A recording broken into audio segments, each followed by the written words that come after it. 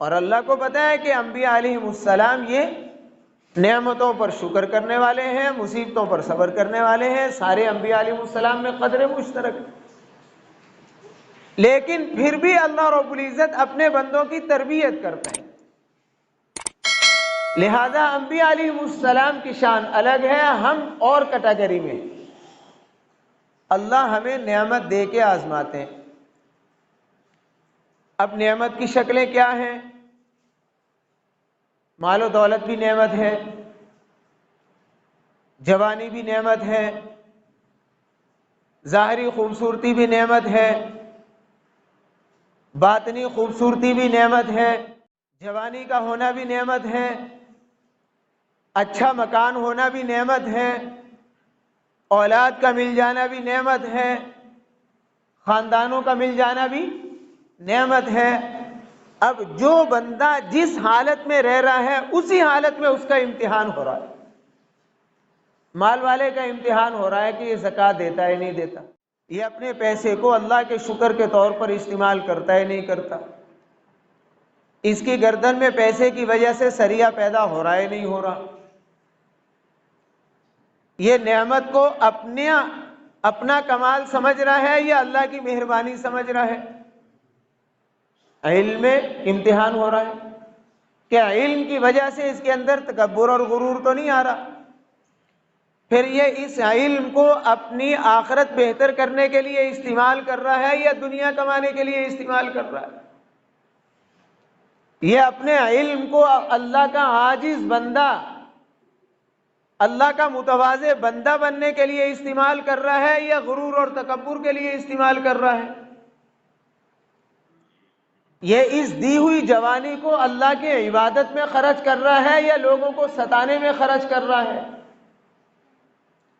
ہم نے جو اس کو مکان کی نعمت دی ہے یہ اللہ کے شکر کر رہا ہے یا لوگوں میں تکبر اور غرور کی باتیں کر رہا ہے۔ یہ سارے امتحان ہو رہے ہیں۔ صحت تندرستی میں امتحان ہو رہا ہے، مکان کے ذریعے سے امتحان ہو رہا ہے، اچھی بیوی کے ذریعے سے امتحان ہو رہا ہے، اولاد کے ذریعے سے امتحان ہو رہا ہے، خاندان بڑا ہے اس میں امتحان ہو رہا ہے کہ یہ اللہ کا شکر ادا کرتا ہے یا اپنے خاندان کی افرادی قوت کو غیروں کو ستانے میں استعمال کر رہا ہے۔ اپنی قوم موجود ہے، یہ اللہ کی نعمت ہے کہ یہ اس نعمت کو اللہ کی اطاعت فرمانبرداری میں استعمال کر رہا ہے، ساری قوم کو ملا کے کسی نیکی کے کام میں آگے بڑھ رہا ہے، ساری قوم کو نیکی کی طرف لگا رہا ہے یا ساری قوم کو لڑائی میں لگا رہا ہے، یا ساری قوم کو اپنی بدماشی کے لیے استعمال کر رہا ہے۔ جس طرح لیڈرشپ جتنی بھی ہے، ہر پارٹی ووٹر کو اپنی بدماشی کے لیے استعمال کرتے ہیں۔ اللہ نے ان کو ووٹر کی قوت دی، لیکن اس ووٹر کی قوت سے وہ اللہ کے حکموں کو پورا بھی کر سکتے تھے، وہ لوگوں کے راحت کا ذریعہ بھی بن سکتے تھے، لوگوں کو فائدہ بھی پہنچا سکتے تھے۔ مثلاً سیلاب آیا ہوا ہے تو لیڈر یہ بھی تو کہہ سکتا تھا کہ تم سارا دن بنی گالا کا جو طواف کرتے ہو جا کے مرو، ان لوگوں کی مدد کرو، یہ بھی تو ہو سکتا ہے۔ وقت جاتی عمرہ کا طواف کرتے ہو وہاں جا کے اپنے مسلمان بھائیوں کی مدد کرو، قوت استعمال ہو سکتی تھی نا۔ تو یہ امتحان ہو رہا ہے، میرا بھی امتحان ہو رہا ہے، آپ کا بھی امتحان ہو رہا ہے، لیڈرشپ کا بھی امتحان ہو رہا ہے، کسی کا پیسے میں، کسی کا جوانی میں، کسی کا علم میں، کسی کا خوبصورت میں، کسی کی خوبصورتی میں، کسی کی سمجھ کا امتحان ہو رہا ہے۔ تو ہر بندہ امتحان میں لگا ہوا ہے۔ یہ تو امتحانات وہ ہیں جو اللہ نعمتوں کے ذریعے سے لیتے ہیں، اور ایک امتحان وہ ہے جو اللہ مصیبت کے ذریعے سے لیتے ہیں۔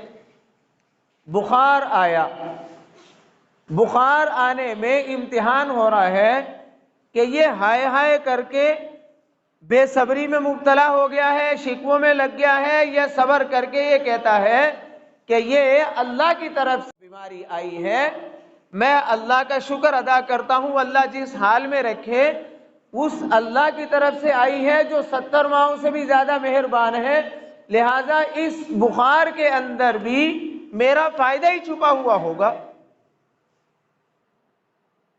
مال ڈنگر کا نقصان ہو گیا، امتحان ہے۔ اللہ کا نیک بندہ کیا کہے گا؟ اس کے اندر بھی اگر اللہ کی رضا اسی کے اندر ہے میں راضی ہوں۔ میرا گھر گر گیا ہے، اگر اللہ اسی میں راضی ہے تو میں راضی ہوں۔ میرا بچہ فوت ہو گیا ہے، اگر اللہ اسی میں راضی ہے تو میں بھی راضی ہوں۔ میرے اوپر بیماری آئی ہے، اگر اللہ اسی میں راضی ہے تو میں بھی راضی ہوں۔ میرے ٹخنوں میں گھٹنوں میں درد ہے، اگر اللہ اسی پر راضی ہے تو یہ امتحان میں کامیاب ہے۔ اور اگر یہی شکوے کر رہا ہے کہ اللہ رب العزت پتہ نہیں میرے چو کی کٹے گا، بھی اللہ تیرے سے کی کٹے گا، تیرے اندر سونا پیدا ہوتا ہے۔ بھائی بات سمجھ میں آ گئی؟ یہ دنیا امتحان کی جگہ، جو حالت جو کیفیت چل رہی ہے وہ امتحان۔ اتنی بات سمجھ میں آ گئی؟ میں ایک بہت بات عرض کرتا ہوں۔ کبھی کبھی مصیبت میں مسلمان اپنا موازنہ کافر سے کرتا ہے اور بات سمجھی ہوئی نہیں ہوتی، جس کی وجہ سے پھر یہ ناشکری بھی کرتا ہے، نافرمانی بھی کرتا ہے اور شکوے شکایت بھی کرتا ہے۔ مثال کے طور پر نیک اعمال کافر بھی کرتے ہیں اور مسلمان بھی کرتے ہیں۔ کافروں نے یتیموں کے لیے ادارے بنا رکھے نہیں بنا رکھے؟ کافروں نے جانوروں کے لیے ہسپتال بنا رکھے نہیں بنا رکھے؟ کافروں نے انسانوں کے لیے ہسپتال بنا رکھے نہیں بنا رکھے؟ انہوں نے بھی انسانوں کو فائدہ پہنچانے کے لیے بہت سارے ادارے قائم کر رکھے نہیں کر رکھے؟ ہم سے زیادہ کر رکھے۔ یہ نیکی ہے۔ لیکن ہم نے اپنے نبی اور سارے نبیوں سے یہ سنا کہ کافر کی نیکی آخرت میں کام نہیں آئے گی، تو اس کی نیکی کا اس کو کیا فائدہ ہوگا؟ یاد رکھیں، مسلمان بھی نیکی کرتا ہے، کافر بھی نیکی کرتا ہے۔ اللہ کافر کی نیکی کا صلہ اس کو آخرت میں نہیں دے گا، یہاں دیتا ہے، اور مسلمان کو اس کی نیکی کا صلہ یہاں نہیں دیتا، یہاں تھوڑا دیتا ہے اور آخرت میں زیادہ دے گا۔ آپ نے فضائل اعمال میں سنا ہوگا کہ نماز کے اتنے فائدے ہیں، یہ فائدے دنیا میں ہیں، اور اتنے 70 سے کچھ اوپر زیادہ فائدے آخرت میں ہیں۔ لیکن کافر کو کیا ہے؟ کافر کو صلہ اللہ یہاں دیتے ہیں اور مسلمان کو صلہ نیکی کا آخرت میں دیتے ہیں۔ کیوں؟ الٹ کیوں نہیں کرتے؟ الٹ اس لیے نہیں کرتے کہ ایمان والوں کے لیے جنت ہے اور کافر کے لیے جنت نہیں ہے۔ اس نے جو نیکی کی ہے اس کو اللہ یہی صلہ دیتے ہیں۔ مسلمان کو یہاں بھی دے دیں، آخرت میں بھی دے دیں، ایسا بھی تو ہو سکتا ہے؟ ہو سکتا ہے نا کہ مسلمان کو یہاں بھی دے دیں اور آخرت میں بھی؟ اللہ تو دے سکتے ہیں، لیکن مسلمان پچا لوے گا؟ پچنا نہیں۔ ہمارے پاس 4 پیسے آئے نہیں اور ہم نے رنڈیاں نچائی نہیں، ہمارے پاس 4 پیسے آئے نہیں، ہم نے شراب پی نہیں، ہمارے پاس 4 پیسے آتے ہیں، ہم زنا بدکاری میں لگ جاتے ہیں۔ ٹھیک ہے، آپ شادی بیاہ پہ دیکھ لیا کریں، ایک دن پٹاخے چل رہے تھے، گھر والے پوچھنے لگے یہ کیا ہے؟ میں نے کہا حرام کا پیسہ جل رہا ہے۔ کیا ہے؟ حرام کا فضول۔ جس کو پیسہ نہیں بچ رہا اس کا پیسہ بدماشی میں لگ رہا ہے، یہ دلیل ہے اس چیز کی۔ پیسہ جس کو پچ جاتا ہے، جو ہضم کر لیتا اس کا مطلب یہ ہے کہ یہ اپنے پیسے کو کھا بھی رہا ہے اور نیکی میں لگا بھی رہا ہے، یہ دلیل ہے کہ اس کو پیسے نے، یہ پیسے کے امتحان میں کامیاب ہے۔ اور اس وقت مسلمان پیسے کے امتحان میں ناکام ہے۔ سارے مسلمان ملکوں کی لیڈرشپ اپنے ملک سے پیسہ لوٹتی ہے اور جا کے ان ممالک میں رکھ دیتی ہے۔ وہاں بدماشی کر رہے ہیں، وہاں مکانات بنا رکھے ہیں، وہاں فیکٹریاں بنا رکھی ہیں۔ بھائی بات سمجھ میں آ گئی؟ یہ آف شور کمپنی کا جھگڑا جو پڑا تھا پیچھے، ایک پارٹی کے لیڈر کو سزا دی تھی، 450 کمپنیاں ہیں پاکستانیوں کی باہر، جن میں عدلیہ بے ایمانی کر کے ساری پی گئی، اس میں ججوں کی بھی تھی، اس میں فوجیوں کی بھی تھی، اس میں لیڈروں کی بھی تھی، اس میں کھلاڑیوں کی بھی تھی، اس میں سب کی تھی، لیکن پاکستان کی عدلیہ اس کو پی گئی۔ بھائی بات سمجھ میں آ گئی؟ اس لیے اللہ کافر کو اس کی نیکی کا بدلہ یہی دیتے ہیں، اور کافر مسلمان کو کچھ یہاں دیتے ہیں اور زیادہ آخرت میں دیں گے۔ بھائی بات سمجھ میں آ گئی؟ جب کافر بہتر حالت میں مسلمان کو نظر آتا ہے تو مسلمان اللہ سے شکوے کرتا ہے، وہ کافر ہے، میں نمازیں پڑھتا ہوں، میں کلمہ پڑھتا ہوں، اس کی حالت میرے سے بہتر ہے، میری حالت اس سے نکمی ہے، لیکن اللہ کے نظام کو نہیں سمجھتا۔ بھائی بات سمجھ میں آ گئی؟ گناہ مسلمان بھی کرتا ہے، گناہ کافر بھی کرتا ہے، شراب یہ بھی پیتا ہے، شراب وہ بھی پیتا ہے، قاتل یہ بھی ہے، قاتل وہ بھی ہے، زانی یہ بھی ہے، زانی وہ بھی ہے، ظالم یہ بھی ہے، ظالم وہ بھی ہے، نافرمان یہ بھی ہے، نافرمان وہ بھی ہے۔ تو گناہ یہ بھی کرتا ہے، گناہ کافر بھی کرتا ہے، اللہ مسلمان کے گناہ پر سزا نقد دے دیتے ہیں تاکہ اس کی آخرت بچ جائے، اور کافر کو سزا ادھار دیتے ہیں کہ آخرت میں دیں گے۔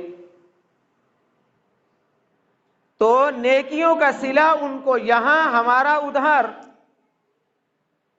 اور گناہوں کا صلہ ہمیں نقد ان کا ادھار۔ مسلمانوں میں سے بھی بعض لوگوں کے ساتھ مصیبتیں جو ہیں، گناہ کا صلہ اللہ آخرت میں بھی رکھ لیتے ہیں، جن سے بہت ناراض ہوتے ہیں۔ یاد رکھیں، اللہ جب انسانوں کے گناہوں کی سزا یہاں دینے لگ جائیں تو سمجھو اللہ مہربانی کر رہے ہیں اور اس کی آخرت کو بچا رہے ہیں۔ اور ہم یہ سمجھتے ہیں میں نماز بھی پڑھتا ہوں لیکن بیماری پھر بھی نہیں جاتی، میں تہجد پڑھتا ہوں بیماری پھر بھی نہیں جاتی، میں تہجد پڑھتا ہوں مصیبت پھر بھی نہیں جاتی۔ بھائی بات سمجھ میں آ گئی؟ اس لیے اللہ کا نظام ہے۔ میں آگے بڑھتا ہوں، آگے عرض کرتا ہوں، انسان پر جو مشکلات دنیا میں آتی ہیں، ایک تشریح تو وہ ہے جو ہم کرتے ہیں۔ ہم اگر مصیبت میں مبتلا ہوں تو ہم کہیں گے آزمائش، اور اگر کوئی اور مصیبت میں مبتلا ہو ہم کہتے ہیں عذاب۔ کہتے نہیں کہتے؟ اپنے اوپر مصیبت آئے تو کیا کہتے ہیں؟ آزمائش۔ غیر پر آئے، اپنے علاوہ کسی اور پر آئے تو ہم کہتے ہیں عذاب۔ کیا اس کا الٹ نہیں ہو سکتا کہ اس کی آزمائش ہو اور تیرے پر عذاب ہو؟ بھائی بات سمجھ میں آ گئی؟ مثال کے طور پر ہمارے جنوبی پنجاب میں سیلاب آیا ہوا ہے، آدھے سندھ میں بھی آیا ہوا ہے،